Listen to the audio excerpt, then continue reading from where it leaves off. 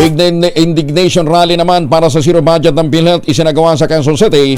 Detalye ng balita mula kay Bal Gonzales sa Rich My Bal.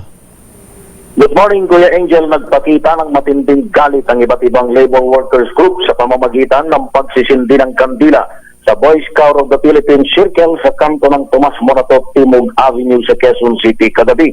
Ito'y bahagi ng pagkondina ng mga manggagawa sa desisyon ng Bicameral Conference Committee na zero budget ng PhilHealth.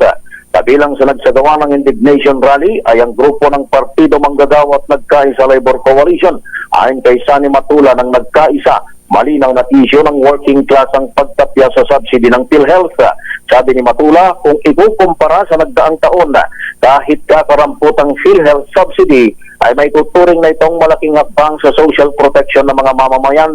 Panawagan ng Nagkaisa, i-veto o wag pirmahan ni Pangulong Ferdinand Bongbong Marcos Jr. ang zero allocation at ipabalik ang funding sa PhilHealth. Kapag hindi anil ito nangyari, ay tutulog na sila sa Korte Suprema. Nakikiisa rin sa aktibidad si Agri-Party List Congressman Wilbert Lee na humihiling ng revamp sa matataas na opisyal ng Department of Health. Ang aktibidad ay build up o simula pa lamang ng isang malaking rally na itinakasa ng mga labor organization. Ako, si Bal Gonzales, DJ Rate, una sa Pilipinas.